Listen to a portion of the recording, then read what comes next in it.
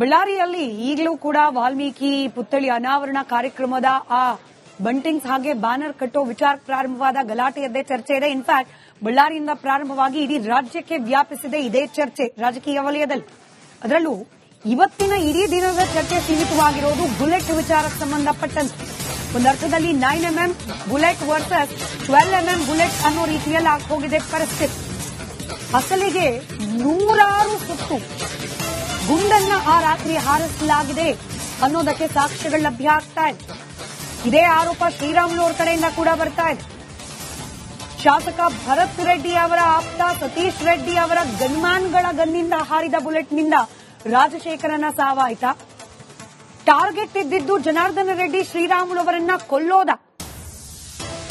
ಇದಕ್ಕೆ ಪ್ರತಿಯಾಗಿ ಜನಾರ್ದನ ರೆಡ್ಡಿ ಅವರ ನಿವಾಸದ ಒಳಗಿಂದಲೂ ಕೂಡ ಬುಲೆಟ್ಗಳು ಹಾರಿ ಬಂತ? ಇವತ್ತು ಸಿಕ್ಕ 9mm ಬುಲೆಟ್ ನೀವು ದೃಶ್ಯದಲ್ಲಿ ಗಮನಿಸ್ತಾ ಇದ್ದೀರಿ. ಅದು ಯಾರ ಗನ್ನಿಂದ ಹಾರಿದ ಬುಲೆಟ್? ಅದರ ಜೊತೆಯಲ್ಲೇ ಶ್ರೀರಾಮುಲು ಹಾಗೆ ಜನಾರ್ದನ್ ರೆಡ್ಡಿ ಅವರು ಕೊಡ್ತಿರುವ ಲೆಕ್ಕ ಒಟ್ಟು 7 ಮಂದಿ ಗನ್ಮ್ಯಾನ್ಗಳಿದ್ದಾರೆ. ಶ್ರೀರಾಮುಲು, ಜನಾರ್ದನ್ ರೆಡ್ಡಿ ಹಾಗೆ ಸೋಮಶೇಖರ್ ರೆಡ್ಡಿ ಅವರನ್ನ ಒಳಗೊಂಡಂತೆ 3 ಜನಕ್ಕೆ 7 ಮಂದಿ ಗನ್ಮ್ಯಾನ್ಗಳಿದ್ದಾರೆ. ಆ 7 ಮಂದಿ ಗನ್ಮ್ಯಾನ್ಗಳು ಸರ್ಕಾರದಿಂದ ಕೊಟ್ಟವರು. ಸರ್ಕಾರ ಈಗ ಆಲ್ರೆಡಿ ಆ ಗನ್ಮ್ಯಾನ್ಗಳ ಬಳಿ ಇದ್ದ ಗನ್ಗಳನ್ನ ಪೊಲೀಸ್ ಇಲಾಖೆ ಸೀಸ್ ಮಾಡಿದೆ. ಹೊಸದಾಗಿ ಬುಲೆಟ್ಗಳನ್ನ ಗನ್ಗಳನ್ನ ಕೊಟ್ಟಿದ್ದಾರೆ. ನಮ್ಮ ಯಾರ ಗನ್ಮ್ಯಾನ್ ಬಳಿ ಇದ್ದ ಬುಲೆಟ್ ಇವೆಲ್ಲ ಅಂತ ಹೇಳಿ ಜನಾರ್ದನ್ ರೆಡ್ಡಿ ಹಾಗೆ ಶ್ರೀರಾಮುಲು ಅವರು ಕೊಡ್ತಾ ಇರುವ ಸಬೂಬು ಸತ್ಯಾನ ಎಲ್ಲ ಅನುಮಾನಕ್ಕೆ ಕಾರಣವಾಗ್ತಾ ಇದೆ. ಬಳ್ಳಾರಿಯಲ್ಲಿ ನಡೆದಂತಹ ಆ ಗಲಾಟೆ, ಅದಾದ ನಂತರದಲ್ಲಿ ನಡೀತಾ ಇರುವ ರಾಜಕಾರಣ.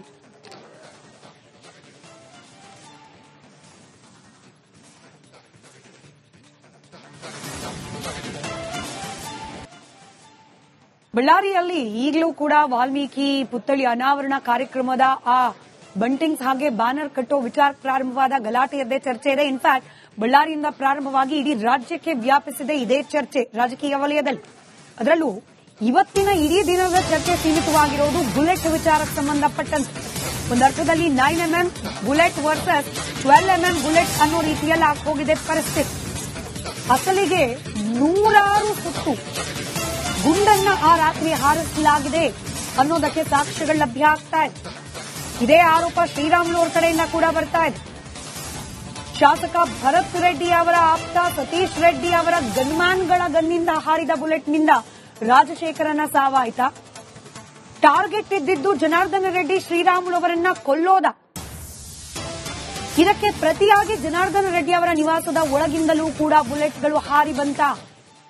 ಇವತ್ತು ಸಿಕ್ಕ 9mm ಬುಲೆಟ್ ನೀವು ದೃಶ್ಯದಲ್ಲಿ ಗಮನಿಸ್ತಾ ಇದ್ದೀರಿ. ಅದು ಯಾರ ಗನ್ನಿಂದ ಹಾರಿದ ಬುಲೆಟ್? ಅದರ ಜೊತೆಯಲ್ಲೇ ಶ್ರೀರಾಮುಲು ಹಾಗೆ ಜನಾರ್ದನ್ ರೆಡ್ಡಿ ಅವರು ಕೊಡ್ತಿರುವ ಲೆಕ್ಕ ಒಟ್ಟು 7 ಮಂದಿ ಗನ್ಮ್ಯಾನ್ಗಳಿದ್ದಾರೆ. ಶ್ರೀರಾಮುಲು, ಜನಾರ್ದನ್ ರೆಡ್ಡಿ ಹಾಗೆ ಸೋಮಶೇಖರ್ ರೆಡ್ಡಿ ಅವರನ್ನ ಒಳಗೊಂಡಂತೆ 3 ಜನಕ್ಕೆ 7 ಮಂದಿ ಗನ್ಮ್ಯಾನ್ಗಳಿದ್ದಾರೆ. ಆ 7 ಮಂದಿ ಗನ್ಮ್ಯಾನ್ಗಳು ಸರ್ಕಾರದಿಂದ ಕೊಟ್ಟವರು. ಸರ್ಕಾರ ಈಗ ಆಲ್ರೆಡಿ ಆ ಗನ್ಮ್ಯಾನ್ಗಳ ಬಳಿ ಇದ್ದ ಗನ್ಗಳನ್ನ ಪೊಲೀಸ್ ಇಲಾಖೆ ಸೀಸ್ ಮಾಡಿದೆ. ಹೊಸದಾಗಿ ಬುಲೆಟ್ಗಳನ್ನ ಗನ್ಗಳನ್ನ ಕೊಟ್ಟಿದ್ದಾರೆ. ನಮ್ಮ ಯಾರ ಗನ್ಮ್ಯಾನ್ ಬಳಿ ಇದ್ದ ಬುಲೆಟ್ ಇವೆಲ್ಲ ಅಂತ ಹೇಳಿ ಜನಾರ್ದನ್ ರೆಡ್ಡಿ ಹಾಗೆ ಶ್ರೀರಾಮುಲು ಅವರು ಕೊಡ್ತಾ ಇರುವ ಸಬೂಬು ಸತ್ಯಾನ ಎಲ್ಲ ಅನುಮಾನಕ್ಕೆ ಕಾರಣವಾಗ್ತಾ ಇದೆ. ಬಳ್ಳಾರಿಯಲ್ಲಿ ನಡೆದಂತಹ ಆ ಗಲಾಟೆ, ಅದಾದ ನಂತರದಲ್ಲಿ ನಡೀತಾ ಇರುವ ರಾಜಕಾರಣ.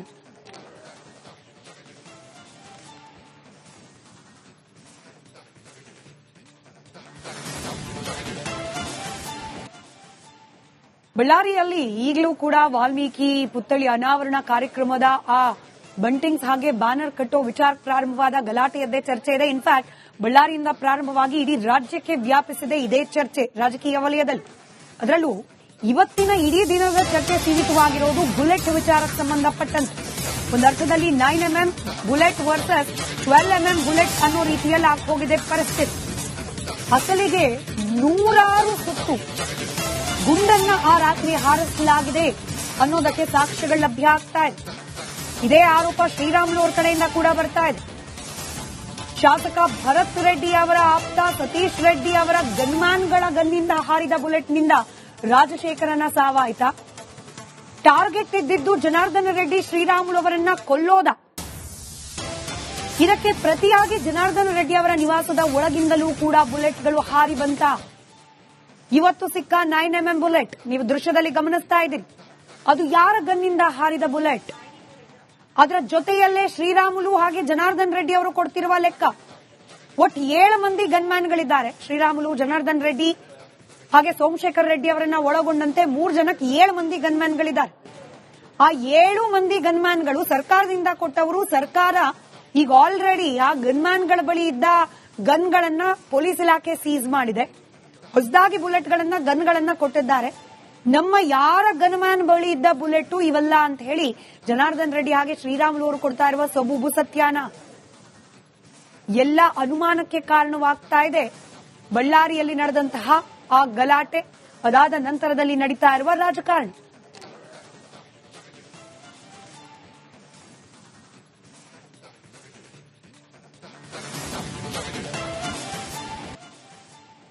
ಬಳ್ಳಾರಿಯಲ್ಲಿ ಈಗಲೂ ಕೂಡ ವಾಲ್ಮೀಕಿ ಪುತ್ಥಳಿ ಅನಾವರಣ ಕಾರ್ಯಕ್ರಮದ ಆ ಬಂಟಿಂಗ್ಸ್ ಹಾಗೆ ಬ್ಯಾನರ್ ಕಟ್ಟೋ ವಿಚಾರ ಪ್ರಾರಂಭವಾದ ಗಲಾಟೆಯದ್ದೇ ಚರ್ಚೆ ಇದೆ. ಇನ್ಫ್ಯಾಕ್ಟ್ ಬಳ್ಳಾರಿಯಿಂದ ಪ್ರಾರಂಭವಾಗಿ ಇಡೀ ರಾಜ್ಯಕ್ಕೆ ವ್ಯಾಪಿಸಿದೆ ಇದೇ ಚರ್ಚೆ ರಾಜಕೀಯ ವಲಯದಲ್ಲಿ.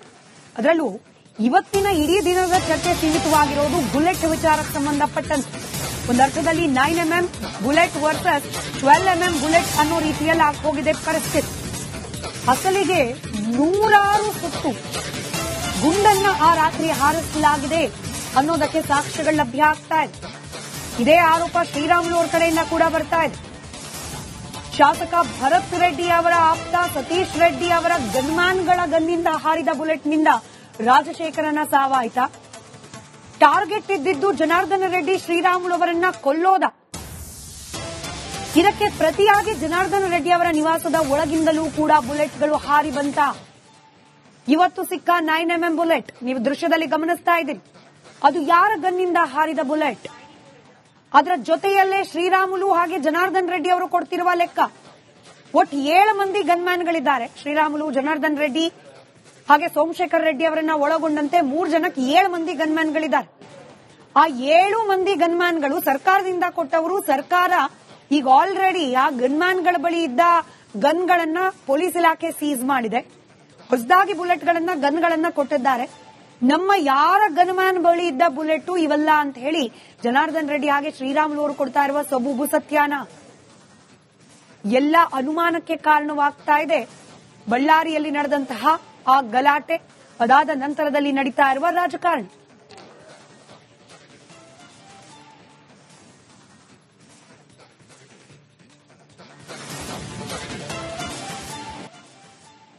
ಬಳ್ಳಾರಿಯಲ್ಲಿ ಈಗಲೂ ಕೂಡ ವಾಲ್ಮೀಕಿ ಪುತ್ಥಳಿ ಅನಾವರಣ ಕಾರ್ಯಕ್ರಮದ ಆ ಬಂಟಿಂಗ್ಸ್ ಹಾಗೆ ಬ್ಯಾನರ್ ಕಟ್ಟೋ ವಿಚಾರ ಪ್ರಾರಂಭವಾದ ಗಲಾಟೆಯದ್ದೇ ಚರ್ಚೆ ಇದೆ. ಇನ್ಫ್ಯಾಕ್ಟ್ ಬಳ್ಳಾರಿಯಿಂದ ಪ್ರಾರಂಭವಾಗಿ ಇಡೀ ರಾಜ್ಯಕ್ಕೆ ವ್ಯಾಪಿಸಿದೆ ಇದೇ ಚರ್ಚೆ ರಾಜಕೀಯ ವಲಯದಲ್ಲಿ.